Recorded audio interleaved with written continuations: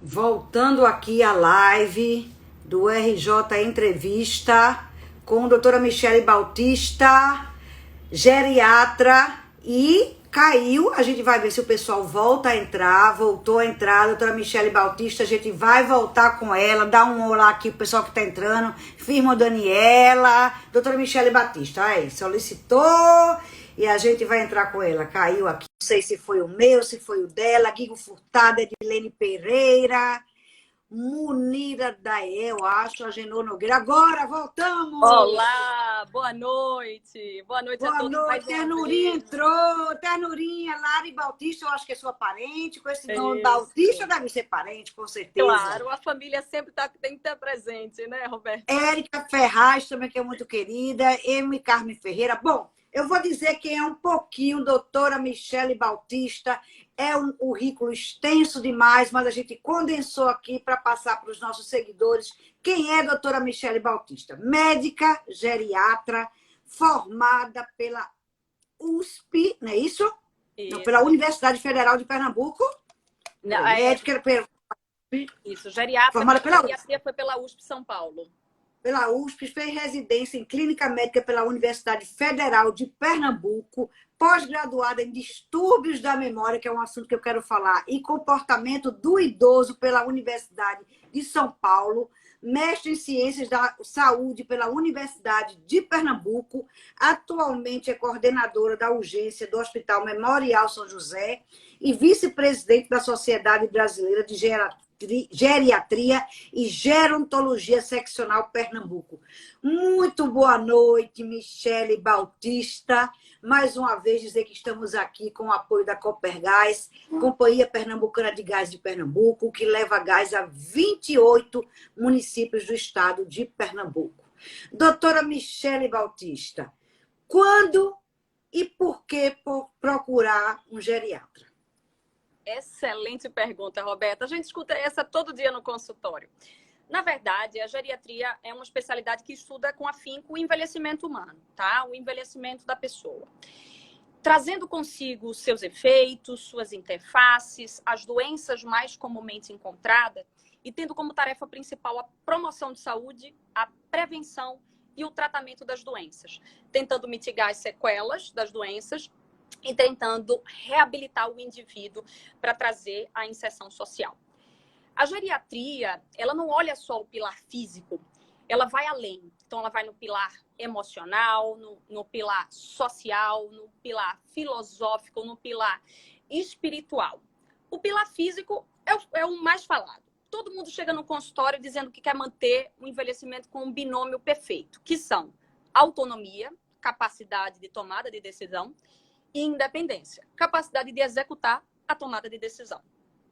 Como é que a gente faz isso na nossa prática? Preservando uma saúde. Eu falo muito um paralelismo de que envelhecer é uma grande viagem. Envelhecer é uma viagem que a gente não sabe qual o clima que a gente vai encontrar, qual o terreno, quais são as intempéries, o que a gente vai encontrar pela frente. O que a gente faz? A gente tem que estar pronto, a gente tem que estar robusto. Então, a gente tem que estar pronto para qualquer adversidade e para qualquer advento que aconteça e abale nossa saúde. Nesse momento, a gente criou a nossa reserva funcional. É a nossa poupança de saúde.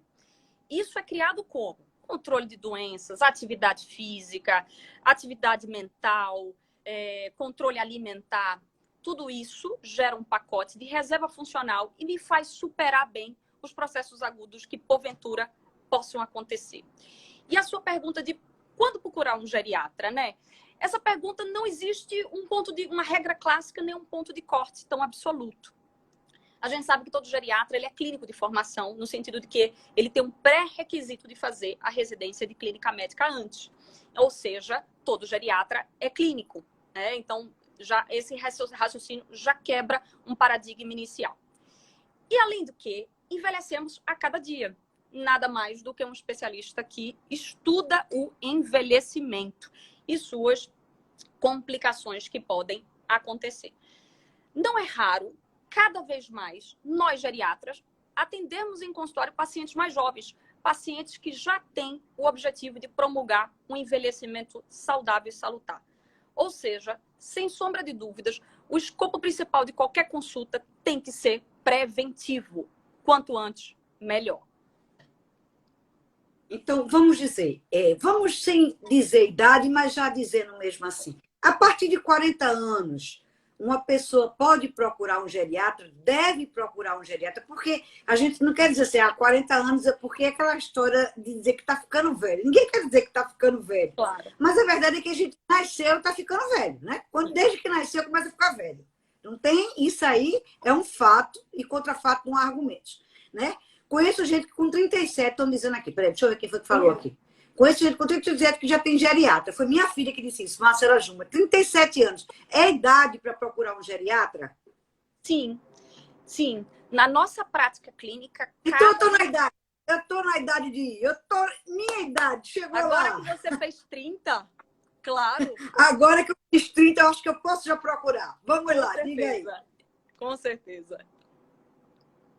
Não, vamos agora sem brincadeira. 37 anos é muito cedo ou você já pode ir precavendo algumas doenças que vêm por aí? 40 já é ideal para você ir para o geriatra? Veja, a máxima que... O mais comumente de ponto de corte que a gente vê estabelecido, vamos dizer 35 ou mais. Lembrando que todo geriatra é clínico. Ou seja, se você busca um clínico, o geriatra ele é clínico mais outra especialidade, tá certo? Ele fez 2 especialidades. Comumente, a procura de consultório é a partir de 35 anos. Eu diria o mais comum de eu encontrar no meu consultório, por exemplo, e o que eu compartilho com outros meus colegas, também geriatras. Certo. Então, a partir de 35 anos, você não se considere velho, você apenas está indo para ter um envelhecimento, vamos dizer assim, para não dizer que vai ficar velho, um envelhecimento mais saudável, não é isso? Perfeito, Agora, é melhor acompanhar com um geriatra mesmo do que com vários clínicos. Por exemplo, eu tenho o meu clínico da vida toda, mas não, eu agora quero ficar com um geriatra. Ou eu já tenho, por exemplo, meu endocrinologista, meu obstetra, que é o ginecologista, etc e tal, ou um nutrólogo. É melhor ir ter vários, ou um geriatra que faça todo o o trabalho no meu corpo todo. Perfeito, perfeita pergunta, Roberta. Na verdade, o papel do geriatra não é assumir o papel de outras especialidades. Elas são extremamente importantes. O papel do geriatra é trabalhar em conjunto quando assim se faz necessário. Muita gente tem só o geriatra. Porém, muitas vezes a gente precisa, e eu mesma referencio, aos especialistas para uma avaliação ou outra, para um acompanhamento ou outro. O papel do geriatra é muito papel de maestria, de gerenciamento de cuidado. É aquela figura que vai pegar e vai compilar sua prescrição, que vai entender a avaliação prismática de cada subespecialidade, vai compilar trazendo para a sua unidade de pessoa, né? Então, vai trazer aquela visão fragmentada para uma visão unitária. Quando é que a gente faz isso? Quando é que a gente percebe o impacto do geriatra? Quando ele consegue perceber a interação farmacológica, pega aquela lista de prescrição e vê o que pode dar certo, o que pode não dar certo. E outra coisa, a prescrição e cada medicação, prescrever para um indivíduo, vamos chamar de 20 anos, e prescrever para um indivíduo de 50, o impacto pode ser diferente. Não estou dizendo que o indivíduo de 50 já é um indivíduo frágil, vulnerável, não. Mas o organismo muda, nosso organismo muda a cada dia. E a gente percebe isso. Ou seja, a identificação e a visão preemptiva que às vezes o geriatra consegue ter do efeito de cada classe farmacológica sobre impactos naquela pessoa é importante. Então, por exemplo, alguém que já Quando você diz cada classe farmacológica, você quer dizer de cada remédio, né? Exatamente. O remédio faz naquela pessoa. Por exemplo, a reação adversa que pode vir. E isso, pronto, além de ser de 25 anos é uma coisa. Prescreve um remédio a uma pessoa de 60 ou mais é outra. Exatamente. Você não pode de qualquer jeito. E outra coisa, a individualidade. Outra coisa é a visão preemptiva das queixas mais comumente encontradas, vamos dizer, nos 60 a mais. Então, por exemplo, podemos encontrar, não quer dizer que seja natural do envelhecimento, tá? Mas podemos encontrar uma incontinência urinária, uma queixa de memória, um evento de queda, né? Uma queixa de humor, uma queixa de disfunção sexual. Então, essas queixas, a gente vai fazer uma visão de interação farmacológica e o que pode trazer de impacto naquele indivíduo, vamos dizer, 50 mais, 60 mais, e personalizar a terapêutica. Outra coisa interessante do geriatra versus outras especialidades... Desculpa, pode falar, Roberta. Não, pode falar, vá, que eu quero daqui a pouco... É bem breve. Outra coisa interessante que a gente lida muito com a prática, que as próprias especialidades nos demandam, é uma visão ampla, funcional, cognitiva. Ou seja, uma visão para além do fator idade. Eu olhar a idade daquele indivíduo que está na minha frente não quer dizer nada. Eu tenho um indivíduo de 60 anos que tem um grau de dependência e eu tenho um indivíduo de 90 anos completamente autônomo, funcional, independente, cognitivamente bem e responsável por suas decisões e até atletas. Ou seja... E por que acontece isso? Me diga, é isso que eu queria saber. Porque tem pessoas que você vê assim, aí parece um senhorzinho, tem 60 anos. Aí você vê hoje, que você olha assim, poxa, essa pessoa tem 80 anos e é desse jeito ativa. Por que acontece isso? Isso. Na verdade, é uma compilação de fatores, né? O que você foi a vida inteira. Então, eu digo muito que a gente cuida todos os dias para pensar e olhar para o futuro. A gente só vai sentir um impacto das nossas atitudes de hoje, da nossa alimentação, da nossa atividade física, controle de doenças lá para frente. Muitas vezes só lá para frente. Então, quem cuidou da saúde, quem zelou, quem buscou um tratamento precoce, quem faz atividade física, faz a chamada reserva funcional e envelhece mais robusto. Tem uma tendência de envelhecer mais robusto e você olha, não, essa pessoa não tem essa idade. Né? E isso é uma visão cada vez mais salutar. A gente tem que ver quem está por trás daquela idade. Deixa eu dar uma paradinha aqui, porque Sandro Maciel, a arte, está fazendo uma pergunta e eu gosto sempre de interagir com nossos seguidores. Ele perguntou aqui, bebida alcoólica, fumar maconha ou consumir drogas contribuem para doenças da memória em pessoas mais idosas? Mais idosas, né, no caso. Perfeita pergunta. Na verdade, hábitos de vida como um todo, cada vez mais a gente percebe como tem impacto sobre doenças degenerativas como um todo. Então, a doença degenerativa do cérebro, como é o caso das demências, como foi a pergunta dele, né, das doenças da memória, prioritariamente as demências, tem relação sim com hábitos de vida. A doença da memória mais comumente encontrada é o Alzheimer, o mais falado, que todo mundo escuta no dia a dia, é a doença mais prevalente. Logo na sequência, a gente tem muito falado doenças vasculares do cérebro, pequenos infartos, infartos maiores do cérebro, o chamado AVC, né? Então, os pequenos e os grandes. Então, essas duas que são as mais comumente, que aqui o público será de maior entendimento, são doenças que consagradamente têm interrelação com hábitos de vida. Ou seja, tabagismo, etilismo, uma vida menos regrada, uma vida menos controlada, doenças menos controladas, predispõe, aumenta a prevalência dessas doenças. Que é lógico que existe a base genética, existem bases que são não modificáveis, mas existem fatores modificáveis. Agora ele está perguntando assim, diretamente com relação ao consumo de drogas e fumar maconha. Certo. Como assim? Consumo de drogas e fumar maconha, se isso pode provocar? Sim. Por exemplo, se a gente entrar consumo de droga, como é o caso, a gente falou do etilismo, né, da bebida alcoólica, na verdade, e falando, por exemplo, da cocaína.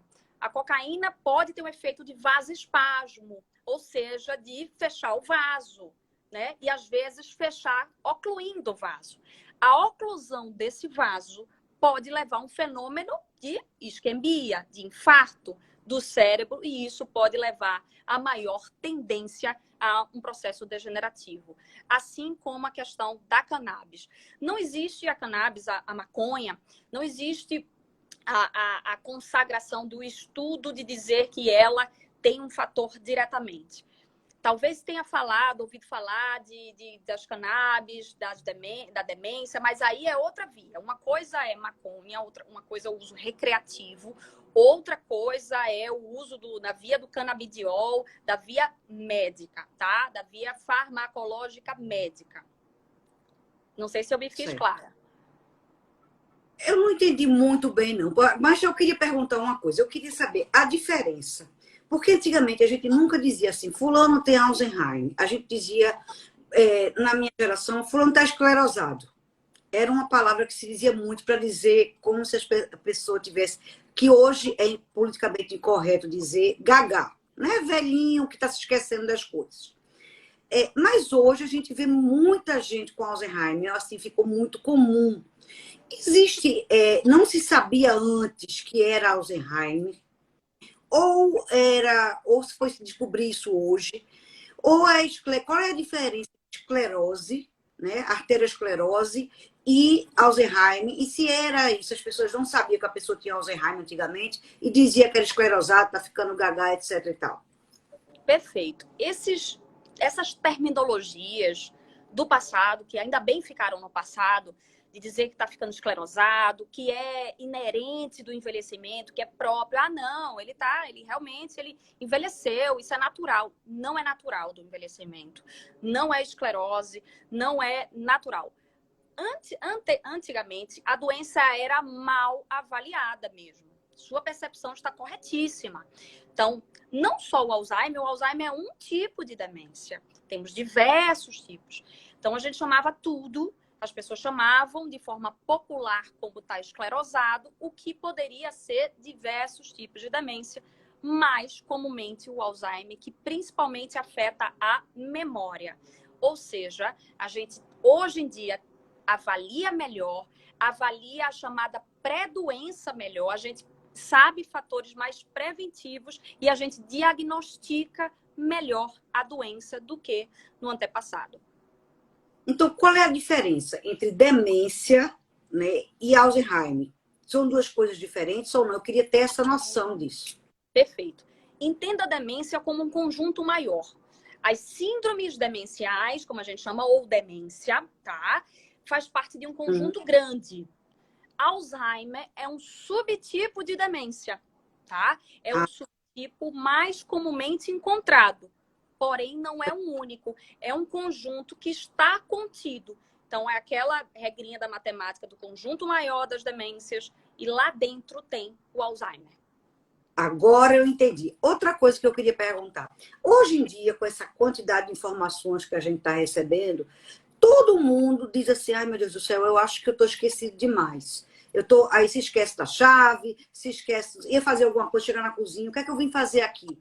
Esse tipo de coisa deve preocupar, por exemplo, se a pessoa tem 45, já deve preocupar, a pessoa pode estar ali, porque aí a gente assiste um filme tipo aquele Para Sempre Alice, que aí você fica, meu Deus, será que eu estou com um Alzheimer, alguma demência precoce? Ou é comum mesmo? Quando a gente deve procurar uma pessoa para saber se a gente está com problema cognitivo ou um geriatra, nesse momento, quando a gente esquece esses esquecimentos, como é que ocorre isso? Perfeito. Na verdade, só para explicar um pouco. O Alzheimer é um subtipo de demência que é mais comumente encontrado em indivíduos acima de 65 anos, tá? Abaixo de 65 anos é considerado precoce, vamos chamar assim. Porém, pode ser encontrado. Muito raramente nessa idade exemplo sua, de 45 anos. Tá? Então, já saibamos que se houver uma queixa de memória, a chance de ser um processo demencial nessa idade é muito, muito, muito pequena. Mas sempre vai demandar uma avaliação. Por quê?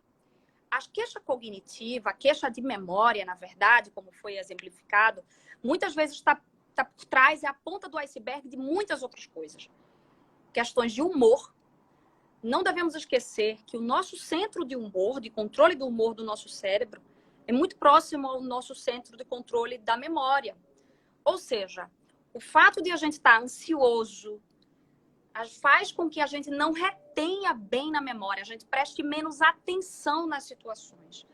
Muitas vezes, a queixa de memória advém de um transtorno de ansiedade, um transtorno depressivo. ou seja, já é razão de precisar de uma avaliação médica. Não necessariamente um processo demencial está ali configurado. Outras questões, estafa, cansaço mental, que também demandam uma avaliação neuropsicológica, vamos chamar assim, medicações de uso crônico, tem diversas medicações que trazem impacto em memória. Ou seja, havendo a queixa, sempre deve demandar uma avaliação. Mas nem toda queixa de memória é um processo demencial. Existem alterações que são esperadas e queixas que são esperadas do tipo essa. Eu cheguei na cozinha, não lembro, eita, o que eu vim fazer aqui? Muitas vezes foi desatenção. Eu estava focada em outra coisa, quando eu pensei em ir buscar, quando cheguei lá, o que eu vim fazer aqui? Então, muitas vezes está relacionada à via da desatenção, da baixa atenção. Então, é sempre necessário uma avaliação para ver o que a gente consegue melhorar em saúde. Agora, que tipo de avaliação a gente faz nesse caso? Vai ao geriatra ou vai ao neurologista? É melhor primeiro, quando a pessoa está, tipo, tendo uns esquecimentozinhos, etc e tal, para saber se não é, por exemplo, uma demência. A pessoa vai primeiro a um geriatra, que faz uma avaliação geral, ou a pessoa deve ir a um neurologista? Aí fica a pergunta. Perfeito. Ambos profissionais são capacitados. Se for um indivíduo que só tem aquela queixa, ele pode procurar ambos, mas também ir ao neurologista. Porém, se for um indivíduo, por exemplo, um indivíduo que tem várias medicações, várias doenças e que deseja também uma avaliação geriátrica a mais, ele pode procurar um geriatra. Mas respondendo à pergunta, ambos profissionais são capacitados suficientes para a chamada avaliação cognitiva. Às vezes, eles inclusive demandam de uma avaliação a mais, uma avaliação psiquiátrica, de uma profissional chamada neuropsicóloga. Então, às vezes, eles lançam mão de outros profissionais, mas ambos profissionais são capacitados. Tudo depende do enfoque. Se houver desejo de uma avaliação para além daquela, uma avaliação que pode congregar uma avaliação clínica, talvez a avaliação geriátrica compreenda as duas, mas o neurologista estará igualmente capacitado. Nessa época de pandemia que aconteceu agora, ficou muito mais complicado para as pessoas da geração mais, vamos dizer assim, porque elas foram, muitas vezes queriam sair, todo mundo reprimiu muito quem tinha mais de 60, porque... e muita gente, inclusive, se descobriu idoso, né? Porque não sabia, dizia... Não, já sou idoso porque eu tenho 60 anos, eu me sinto tão bem, etc e tal. Inclusive foi até um choque, eu acho que para muita gente se descobrir idoso via meios de comunicação, etc e tal. Como é que foi para vocês que lidam diariamente com essa gama da sociedade, esse pessoal, dizer a eles, sim, vocês são idosos, sim, vocês têm que ficar em casa, sim, vocês não podem sair. Como é que foi essa fase da pandemia? Roberta, foi extremamente difícil. Na verdade, continua sendo. O durante, para tentar tolhê-los de tanta coisa que a gente sabe o quanto pode trazer um efeito positivo, como, por exemplo, a atividade física. A atividade física, poxa, eu falava toda consulta, você precisa fazer atividade física agora? Não, você precisa ficar em casa. A gente tinha uma questão maior. A gente tinha uma questão de vida. A gente tinha uma doença muito ruim, a gente tinha uma sobrecarga de hospitais com ausência de leito, então a gente precisava deixá-los em casa. Agora, vamos chamar de uma situação mais amena, ainda configura, mas uma situação mais amena, em que eles já estão saindo, já estão fazendo as atividades e já estão indo ao médico. A gente está lidando com um momento único. Realçaram todas as doenças, todas as questões, principalmente questões afetas ao envelhecimento. Então, houve perda de massa muscular, eventos mais de queda, tontura, piora da memória, piora do humor, questões de ansiedade, depressão, insônia, transtornos do sono, distúrbios do sono, transtornos alimentares, tanto o paciente que emagreceu muito quanto o paciente que ganhou muito peso. Então, a pandemia trouxe consigo consequências até o momento difíceis de reparar. Então, foi muito difícil durante, do tipo, fique em casa, e está sendo difícil agora trabalhar com os efeitos diretos e indiretos dessa pandemia. E as sequelas? Você tem visto muitas sequelas de idosos que pegaram a Covid? Tem realmente que a doença deixa muitas sequelas? Sim, Roberta. A doença em si, muitas vezes, principalmente aquele que fez um quadro mais grave, demandou de uma terapia dentro de um hospital, às vezes em cuidados de UTI, suporte de oxigênio. Então, a gente tem sequela motora, sequela funcional, sequela cognitiva já comprovada de memória, sequelas orgânicas, como pulmão, principalmente, né? Doença que afeta muito o pulmão, mas, assim, diversos outros órgãos. Então, até hoje, a gente trabalha com consequências diretas de quem teve uma COVID, principalmente para quem teve uma COVID mais grave, com necessidade de hospitalização, tá? E até hoje a gente lida com essas consequências diretas e indiretas que eu citei anteriormente. Então, sequelas são muito frequentemente encontradas, infelizmente, no nosso consultório, e a gente está tentando trabalhar com o nosso pilar reabilitação. Agora eu queria falar de um assunto chamado complementos, né? A famosa, a gente vai ficando mais experiente, para a gente não dizer mais velho, já que a gente não quer ficar mais velho, mas a gente fica todo dia. Aí a gente chega na farmácia e começa, né? Olha, é muito bom para você tomar esse cálciozinho aqui, é muito bom para você tomar isso aqui, essa vitaminazinha aqui. Aí a gente começa a se entupir. De manhã tomar isso, tomar aquilo outro. O que de fato é importante a gente tomar? A gente que não tem tempo de hesitar em ir ao médico, de uma forma geral. Eu sei que o médico não pode receitar assim, sem ser uma prescrição realmente. Mas é importante, por exemplo, melhora mesmo o própolis, é verdade, que é bom mesmo, o zinco, ou etc. Ou não tem que ir ao médico mesmo e ele dizer para você específico é aquilo. Perfeito. Na verdade, essa questão de suplementos, vamos falar de suplementos vitamínicos, que foi a maior pergunta. A suplementação de vitamina, ela só deve ser efetuada mediante indicação. Por quê? Excesso de vitamina também faz mal. As pessoas imaginam, isso aqui vai melhorar, o balconista vai dizer que vai melhorar a sua saúde, sua energia, sua imunidade, tudo. Mas a gente imagina que naquela caixinha nada vai acontecer porque são remédios inócuos. Mas não, excesso de vitamina também pode fazer mal. Então, a não ser que tenha alguma redução do estômago, cirurgia de redução do estômago, algum problema no intestino que não absorve bem as vitaminas, ou uma carência propriamente dosada no exame de sangue, não se deve fazer o uso indiscriminado de vitaminas, tá? Então, não tem comprovação científica do uso indiscriminado, não tem base de que aquilo vai fazer bem e também não posso dizer que aquilo não faz mal, porque excesso de vitamina também faz mal. Então, deve-se sim ter uma avaliação personalizada, individualizada, dosagem vitamínica, se assim a gente configurar uma deficiência, como é até o caso da vitamina D. Se assim a gente configurar uma deficiência ou insuficiência, a gente suplementa a vitamina, tá? Então, essa base de que o própolis, o zinco, fica muito na filosofia, tá? Então, não posso dizer que existem estudos de base científica que aquele fator ajude a promulgar uma saúde melhor. Então, não posso dizer nem que faz bem, nem que não faz mal o excesso. Porque a gente sempre tem, né? Aquele amigo que diz para você, não, se você tomar própolis todo dia e zinco, você não adoece. E você não envelhece maravilhosamente bem. Se tomar esse cálciozinho, olha, vitamina D, vai bombar e você vai ficar com a defesa lá em cima. Sempre tem, né? Tem. Você é médica, mas sabe que sempre tem uns médicos assim. Eu mesmo adoro prescrever um remedinho. Quando eu conheço, olha, esse remedinho é maravilhoso.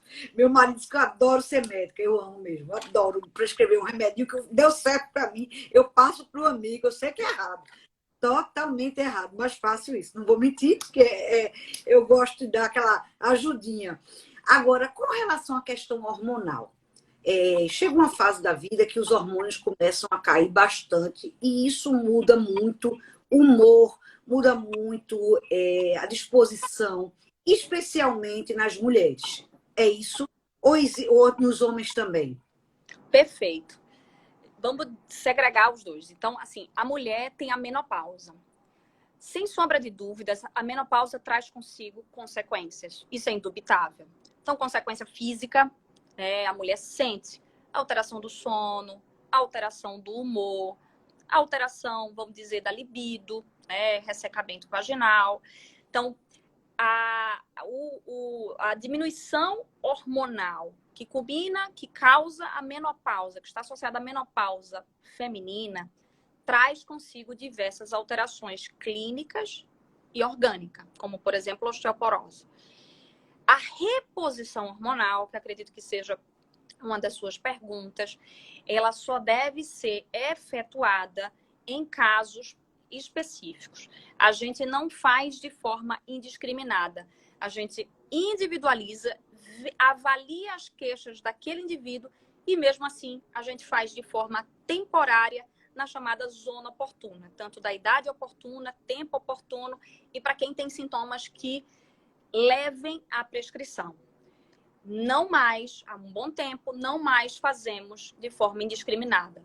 Se a gente olhar para trás, era feito para todas as mulheres que entravam na menopausa. Hoje em dia, já há um bom tempo, não mais, diante dos riscos que a gente evidenciou de risco cardiovascular, risco de neoplasia. Então, a gente individualiza e, mesmo assim, a gente mantém um paciente sob vigilância.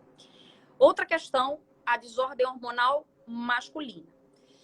A questão hormonal, o homem não tem vamos dizer assim, uma deficiência esperada. Na verdade, a deficiência da testosterona, ou seja, a testosterona baixa, é mais encontrada em homens mais idosos do que em homens jovens. Porém, esse não é um fator de esperar que com o envelhecimento natural masculino tenha uma deficiência de testosterona e que precise suplementar. Então, a gente só suplementa, ou seja, a gente só dá hormônio, a gente só dá testosterona para o homem quando a gente identifica a redução, ou seja, a deficiência, ou seja, o nível laboratorial baixo e sintomas clínicos compatíveis. A gente tem que ter as duas coisas juntas. O paciente tem que ter sintomas, aí vem uma cadeia de listinha de sintomas, que não vem aqui ao mérito, e ele tem que ter uma dosagem baixa. Ou seja, no homem não é esperado que de forma natural, com a idade, caia ao ponto de que todos precisem. Na mulher existe sim a menopausa, mas somente alguns, para ambos os sexos, somente alguns deverá fazer a reposição. Então, no caso da mulher, por exemplo, no meu caso, como minha mãe teve câncer de mama e faleceu de câncer de mama, meu médico não prescreve reposição hormonal de forma alguma. E já foi até debate para lá e para cá e eu realmente não faço reposição hormonal. Agora, com relação a essa questão, vamos falar, já que a gente entrou nessa conversa de menopausa, de andropausa, etc. Você foi coordenadora médica do ambulatório de sexualidade no idoso na USP-SP, né? Na USP de São Paulo. Esse assunto ainda é tabu, a sexualidade entre pessoas mais velhas, as pessoas ainda olham assim meio estranho. Peraí, dois coroas aí querem namorar, isso ainda rola, eles vão querer isso ainda. Como é que é esse assunto? Você acha que isso ainda é muito tabu? Demais, Roberta, demais. Infelizmente, o assunto ainda é tabu e a sociedade tende a prejulgar que o idoso, ou seja, vamos chamar a pessoa de 60 a mais, é completamente assexuado. Isso não pode existir na nossa prática. Na verdade, pasmem, menos de 30% dos profissionais de saúde abordam espontaneamente a questão sexualidade para o indivíduo. Eu digo de uma forma geral, mais ainda no idoso. Então, o assunto é tabu, a sociedade prejulga, dizendo como se já devesse ser assexuado, como se não fosse natural, e não é o que os estudos mostram, nem nossa prática. Os estudos mostram que mais de 50% dos indivíduos idosos, isso eu olho o espectro global dos idosos, pode chegar a idade lá em cima. Desejam ter uma vida sexual ativa. Ou seja, não avaliar esse assunto é um erro. E o pior, além de não avaliar, eu já recebi paciente me dizer que outros profissionais, médicos, não médicos, quando o assunto foi levado, foi mudado de assunto, foi trocado de pauta. Ou seja, na hora ele tolheu completamente. Então o assunto O ficou próprio pior. médico tem preconceito com relação a isso. Exatamente. Então a gente precisa quebrar isso, porque o desejo sexual é uma coisa e a vida sexual ativa depende de um conjunto de saúde. Então depende de alguém que avalie as doenças crônicas, as medicações que podem trazer impacto. Por exemplo, medicação como antidepressivo, um remédio para o humor, ansiedade, pode diminuir a libido. Então, se você não abordar aquele assunto, se você não se mostrar aberto, pronto, aquele indivíduo nem vai trazer e nem você vai conseguir tratar algo que poderia trazer tanto impacto na qualidade de vida dele. E como é que faz nessa hora? Você pergunta, quando você está ali na consulta com o paciente, que tem assim, uns 70 anos, chega lá, já não é mais um jovenzinho, claro. Mas você pergunta, como é que está a vida sexual? Tá boa, tá ativa, não tá? Tem companheiro, tem companheira, não sei o que tal. E até na questão mesmo do pessoal LGBT, que hoje a gente tem que questionar também, saber se eles estão ali também. Você faz essa pergunta ao seu paciente? Sim. Na verdade, quando eu faço essa pergunta, estrategicamente eu já criei uma conexão de relação médico-paciente, vamos chamar assim. Não é a sua primeira pergunta de consultório. E antes disso, eu costumo perguntar do relacionamento. Seja essa situação conjugal, situação afetiva, né? Qualquer que seja. Eu entro numa esfera relacionamento e daí eu tento ter uma abertura para perguntar. Tem vezes que não é possível, às vezes tem outros conflitos durante a consulta e aquele não é assunto para aquele momento. Então é preciso entender a energia, o momento. E aí, primeiro, eu vou para o macro, entender o relacionamento, entender que a vida horizontal da vida íntima depende da vida vertical, da vida relação conjugal. Então, primeiro, relação conjugal, depois o entendimento e até se aquele indivíduo quer fazer aquela, se você sente que ele trava um pouco, na próxima consulta ele faz a consulta sozinho. Então, assim, nem sempre a gente consegue abordar o assunto completamente na primeira consulta. Mas primeiro a gente faz uma conexão, faz uma relação, entende a situação conjugal, depois eu abordo sempre o assunto quando existe a oportunidade da questão da vida sexual. Pois é, uma pergunta que me surgiu agora. Como é que você vai fazer essa pergunta? Porque geralmente a pessoa, quando é mais velha, assim, que não está podendo se deslocar sozinha, ou que vai sempre acompanhada. Às vezes de um filho, às vezes de um cuidador, uma dama de companhia. Aí você fazer essa pergunta diante dessa pessoa, você leva essa pessoa, você diz, não, eu quero que a pessoa entre sozinha no consultório, se ela puder. E nesse momento você pede para a pessoa outra sair, não, eu quero ter uma conversa só com ela. Por que a pessoa dizer isso na frente de outra? Às vezes já causa uma certa estranheza dizer para uma médica que a pessoa nunca viu, né? Assim, que está vendo pela primeira vez, às vezes é a primeira consulta. E diante de uma pessoa que está ali, às vezes é um filho, é uma filha, às vezes é um cuidador, é mais constrangedor ainda. Realmente, tem situações que a gente não encontra um terreno propício. Né? Então, não dá na frente de um cuidador, uma pessoa estranha, fazer esse tipo de pergunta. Mas a gente costuma, não só como uma questão da sexualidade, fazer uma pergunta ampla. Do tipo, você está satisfeito da forma como está a sua vida sexual atualmente? Às vezes, a vida sexual é até ausente. E a pessoa está satisfeita. Então, perguntar de assuntos mais delicados, às vezes nem é tão oportuno. Às vezes, uma pergunta macro, uma pergunta generalista pode ser a porta aberta.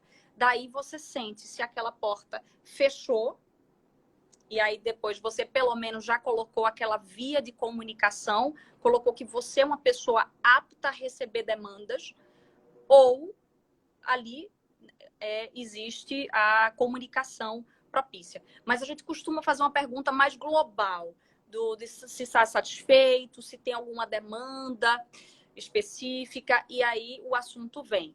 Mas realmente tem situações que não são propícias de abordar, e aí em outro momento a gente pede uma consulta a dois, vamos chamar assim, né? O paciente e a relação médica.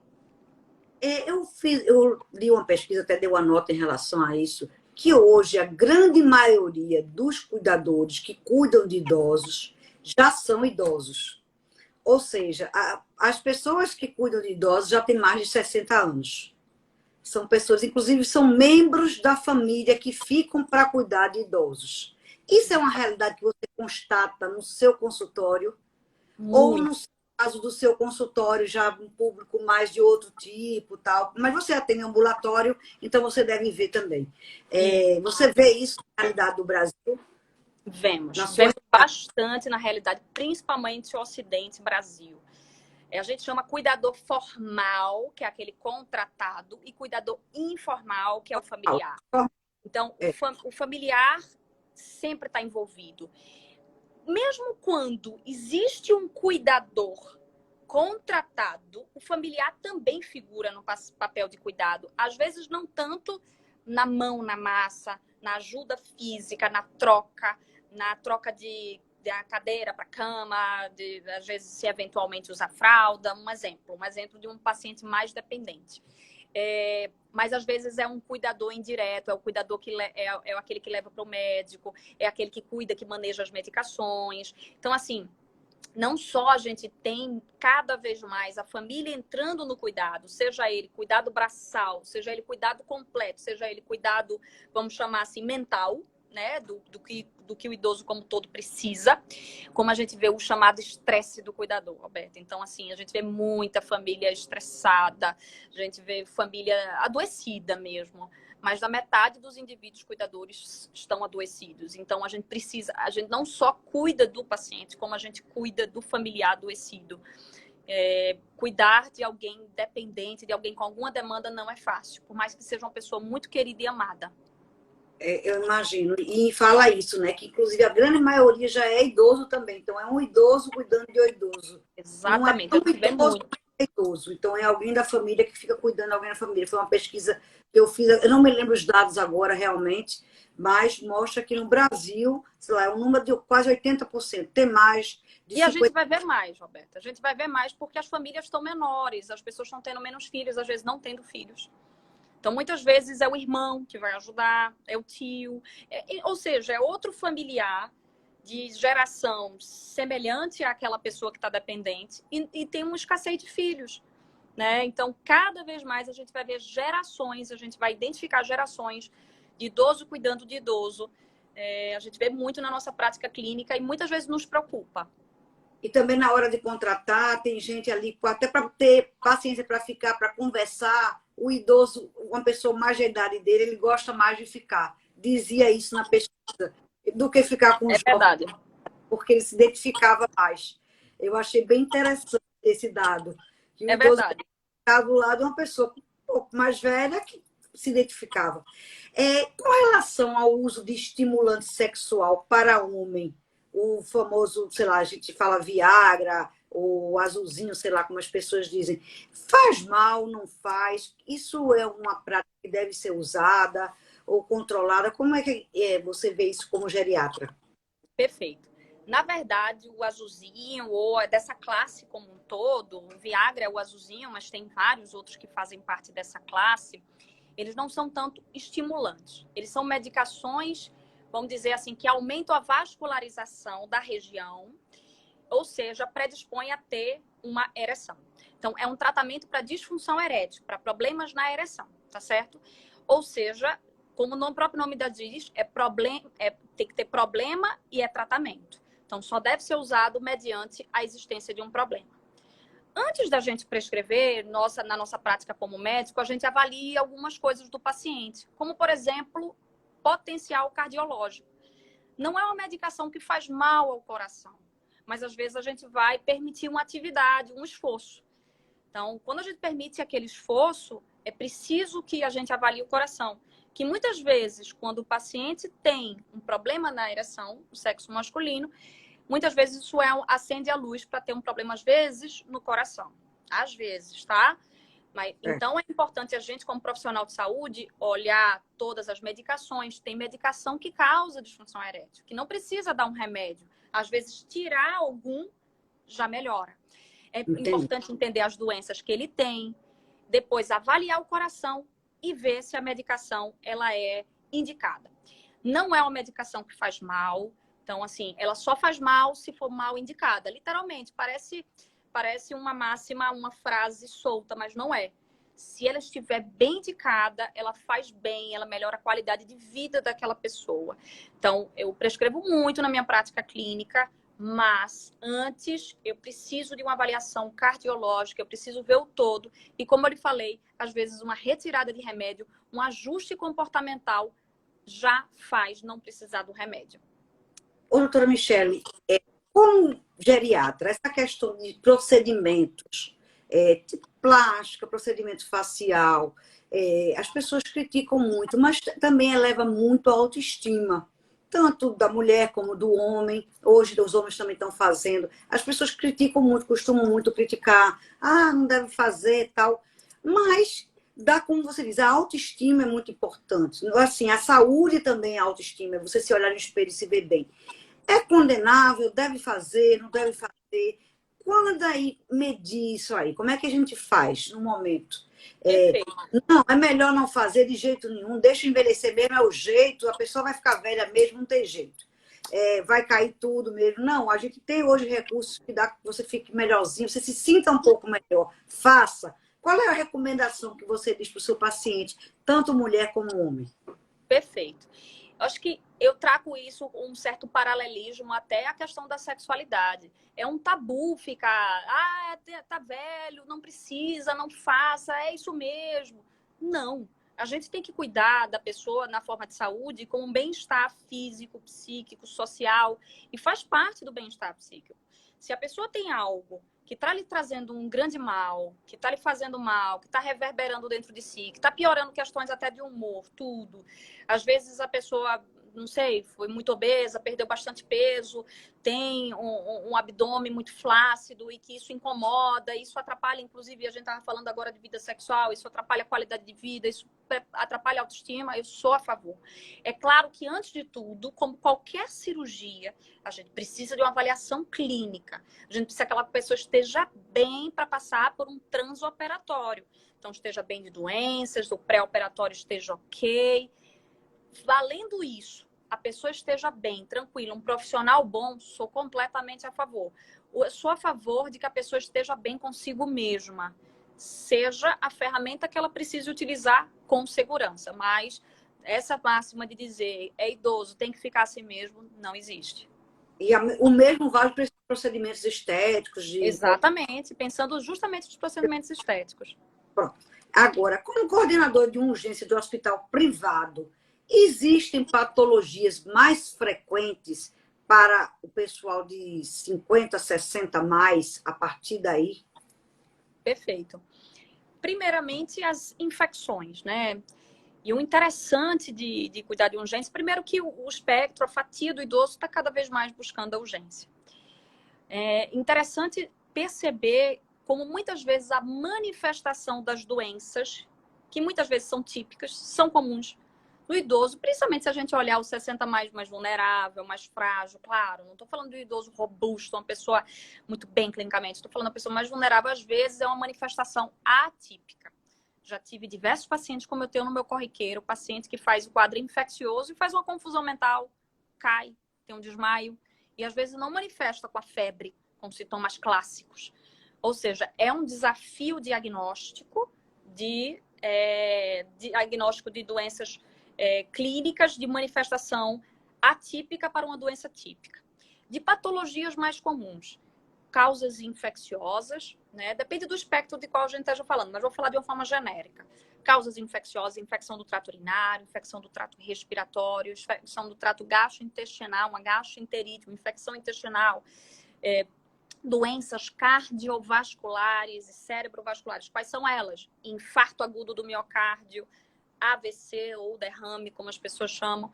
Então, assim, as doenças vasculares, as doenças infecciosas e alguma manifestação de alguma neoplasia, de um câncer.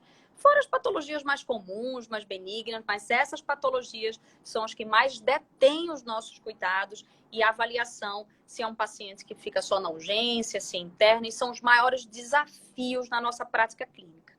Outra coisa que a gente também tem visto bastante, reação adversa à medicação. O paciente vai para a urgência, começou a tomar um remédio, começou a passar mal, a gente vê. E muitas vezes você pensa, será que é uma infecção? Será que é outra causa? Era só remédio. Então, a gente tem que tentar sempre estar ativo e com olhar de detetive. É engraçado, porque minha sogra agora mesmo foi fazer um procedimento e ela tomando corticoide, teve uma reação adversa ao corticoide. Quer dizer, o corticoide que era para cortar e a gente não pensou, e o médico depois é que conseguiu. É muito interessante isso, realmente. Muito. Cada ser humano é um ser humano. Aí eu queria saber também, com relação a essa questão da massa muscular, que é uma coisa que todo mundo quer, inclusive os jovens, né? A pessoa mais idosa perde e não tem jeito. Para conseguir aquela massa muscular ali é difícil.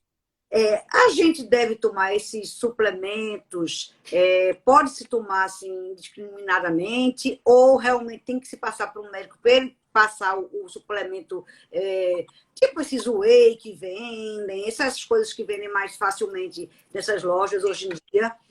Aí estão perguntando aqui, a importância enorme do geriatra na construção de qualidade de vida. Ingrid Zanella. Oi, Ingrid! Mandar um beijo para a Ingrid aqui, que eu acho que ela é sua fã. Que desde que eu falei, ela deu um oi.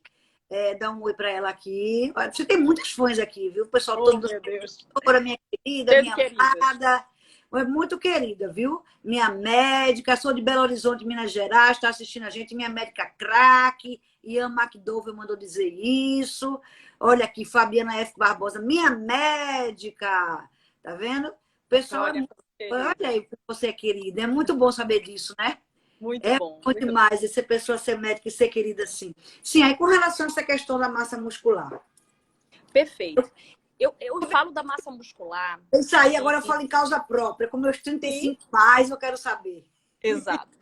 Então, em relação à massa muscular e ao consumo de proteína, eu falo todos os dias em praticamente todas as consultas, para não dizer em todas. Então, eu digo que o segredo de um envelhecimento bom, um dos grandes segredos, é um tônus muscular, é uma força muscular, a boa atividade física em paralelo a um bom consumo proteico. Sim, com a idade existe a tendência de perda. Então, o que precisa? Uma avaliação boa de composição corporal, para a gente ter uma ideia de quanto tem de massa magra, tá certo? Massa de gordura, massa magra, para fazer um trabalho direcionado. Um bom consumo proteico. Primeiro, sempre consumo proteico, alimentação, suporte nutricional para uma boa alimentação que compreenda. Segundo, a possibilidade de uso de suplementos. Então, a gente tem os suplementos. É lógico que não pode ser usado de forma indiscriminada e depende do perfil do paciente. Uma coisa é eu estar lidando com um paciente, vamos dizer, 80 mais frágil, com uma perda bem clássica de massa muscular. Aí talvez eu prefira um suplemento, aqueles suplementos que vendem em farmácia, sem citar nomes, suplementos que têm base calórica, base proteica, e que inclusive a proteína é whey protein, usualmente, tá? Então, aí se faz o suplemento mais comumente prescrito. Outro perfil é um paciente mais robusto, vai para uma academia, faz que a gente tem de forma heterogênea, espectro heterogêneo na geriatria. E aí você pode fazer uso de um whey protein, mas também direcionado com suporte de avaliação, seja de nutrição, seja de um médico, principalmente dos profissional nutrição. Então eu digo que o binômio perfeito, consumo proteico ajuda na massa muscular, ajuda na massa óssea e consumo e realização de atividade física, principalmente atividade física resistida. É pegar o pezinho mesmo. Se você me perguntar qual é o exercício de grande impacto no envelhecimento, e posso citar agora, por exemplo, osteoporose, eu diria o exercício físico resistido é o de maior impacto. Então, assim, se a gente conseguir atrelar um bom consumo proteico, às vezes, mediante também necessidade de um suplemento, ou não, a depender do balanço da alimentação, e uma atividade física, principalmente a atividade física resistida, a gente tem a dupla perfeita para um envelhecimento bom, saudável e aquela reserva funcional que eu falei do início da nossa conversa. Faltam 3 minutinhos, eu queria só perguntar isso. Aquela pessoa que já está num estágio que não consegue mais realmente fazer o peso resistido, que é puxar aqueles choquinhos que a pessoa toma, sabe que eu me esqueci o nome agora, meu Deus do céu. Eletroestimulação. Serve, é legal, Porque tem gente que não consegue mais ter a força, ainda já está realmente com massa muscular muito. Dizem que aquela eletroestimulação é legal e a pessoa tem ali uma resistência. É bom mesmo ou não? Pois é, Roberta, realmente para ganhar massa magra, não. Não. Infelizmente, a massa magra está atrelada a uma atividade física em si, o ganho de massa magra. A eletroestimulação seria ótimo se funcionasse, até seria menos trabalhoso e a pessoa poderia fazer mais frequente, vamos dizer assim, às vezes quando ela não dispõe de tempo. Mas não, infelizmente a gente tem que arranjar um tempinho para fazer a danada da atividade física. E eu sei, tem pacientes que têm limitação funcional. Realmente aí a gente tem que pensar em outros trabalhos. Por exemplo, o paciente está mais limitado funcionalmente, uma fisioterapia que vai fazer uma curva em casa. Então, às vezes, ela começa com exercício mais leve, uma coisa mais passiva. Daqui a pouco ela está na coisa mais ativa, no pezinho, lento e gradual, mas a gente chega lá. A máxima da geriatria é comece devagar, vá devagar, mas vá. Então, às vezes, a gente começa devagar, mas a gente chega lá. E eu achava tão bonzinho aquele eletroestimulação, acho aquilo máximo. Eu faço exercício, viu? Enquanto com sua mãe na academia, aviso logo. Mas eu acho aquilo maravilhoso. Bom, a gente tem um minutinho. Eu adorei essa conversa, achei o papo chega fluiu, foi tão rápido, meu Deus. Importância. Bom, eu queria saber de você, um minutinho final, o recado que você dá para as pessoas, para todo mundo, porque a gente está todo dia envelhecendo e para a gente chegar lá no finalzinho assim da nossa vida, que todo mundo vai chegar lá bem, com qualidade de vida. Qual é? Perfeito. Então, mais uma vez, agradecer aqui a presença de todos e dizer que a gente tem que olhar para o futuro. Envelhecer é olhar para o nosso futuro. Então, não deixemos de olhar para o nosso futuro e cuidar dele. Como é que a gente cuida dele? Cuidando da gente, cuidando do nosso corpo, procurando os especialistas para acompanhar, né? Procurando o nosso médico para acompanhar, cuidando das doenças crônicas, atividade física, boa alimentação e cuidar da mente. Então, eu diria, cuidar de si é cuidar do futuro. Envelhecer, a gente já está envelhecendo todos os dias. Nasceu, começa a envelhecer, não tem outra. Essa é a Não tem outra. Doutora Michele Bautista, quem quiser lhe acompanhar, o Instagram é Doutora Michele Bautista. Fica com L só, não é isso? Exatamente. Bautista com U. Com o Bautista, com o gente. Não é erro, não. É com doutora Michele Bautista. Vai lá no Instagram dela, segue ela, qualquer coisa, manda um direct que ela responde e conversa com ela, porque ela é mais... Todo mundo só faz boas recomendações dela e eu estou amando essa conversa. E eu vou lá no seu consultório, viu? Que coisa boa. Vou ficar muito honrada. Já está na hora. Um beijo, boa noite. Beijo a todos vocês. Muito obrigada pela essa conversa deliciosa. A live fica gravada e vai ficar gravada tanto no Instagram como no meu site e no YouTube. Beijo para vocês todos. Tchau, tchau. Beijo grande. Tchau, tchau.